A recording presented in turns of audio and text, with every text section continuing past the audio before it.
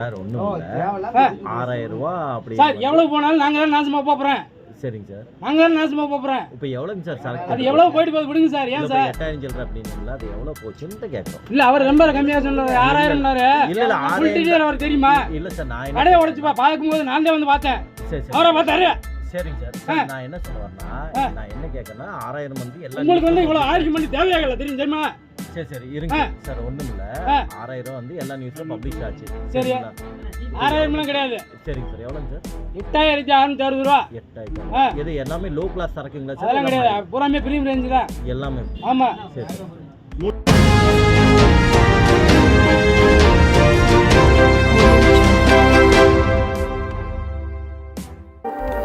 திருப்பூர் பழைய பஸ் நிலையம் அருகே விதிமுறைகள் மீறி ஓட்டு கட்டிடத்தில் செயல்படும் அரசு மதுபான கடை. திருட்டில் குறைந்த மதிப்பீட்டை போலீசார் வழக்கு பதிவு செய்ததாக ஊழியர் ஆதங்கம்.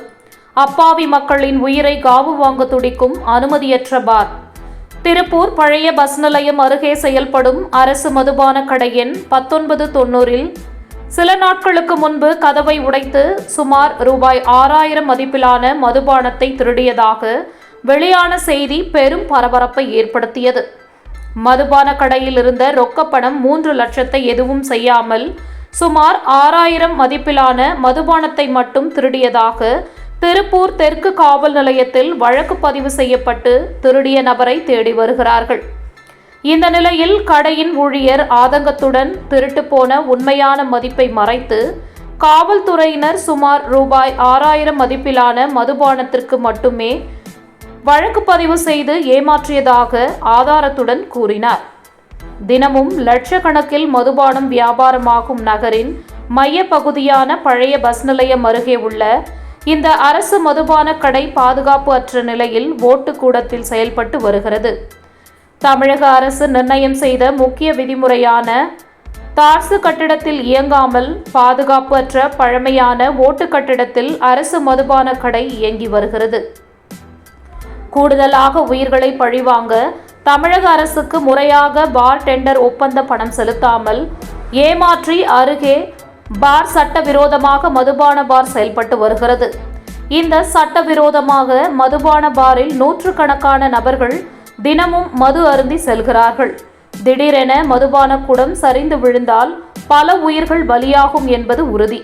மீண்டும் தமிழக முதல்வர் ஸ்டாலின் அவர்கள் சாரி கேட்க வேண்டிய சூழ்நிலை ஏற்படும் என பொதுமக்கள் கேலியாக கூறி வருவது காதுபட கேட்க முடிகிறது. இந்த கட்டிடத்தில் வைக்கப்படும் பணம் மற்றும் மதுபானங்களில் பாதுகாப்பு கேள்விக்குறியாக ஒருபுறம் இருந்தாலும் அப்பாவி மதுப்பிரியர்களின் உயிரை காவு வாங்க துடிக்கும் பழமையான கட்டிடத்தில் தொடர்ந்து அரசு மதுபான கடை இயங்குவது மிகவும் வருத்தமாக உள்ளது. திருட்டு நடந்தவுடன் மாவட்ட நிர்வாகம் உடனடியாக ஆய்வு செய்து பாதுகாப்பற்ற நிலையில் செயல்படும் அரசு மதுபான கடையை உடனடியாக சீல் வைக்காமல் மெத்தனமாக செயல்படுவதும் இதற்கு உடந்தையாக காவல்துறையினர் செயல்படுவதும் தொடர்ந்து சட்டவிரோதமான திருட்டுக்கள் தொடர பச்சை கொடி காட்டுவது போல உள்ளதாக அப்பகுதி சமூக ஆர்வலர்கள் வேதனை தெரிவிக்கிறார்கள்.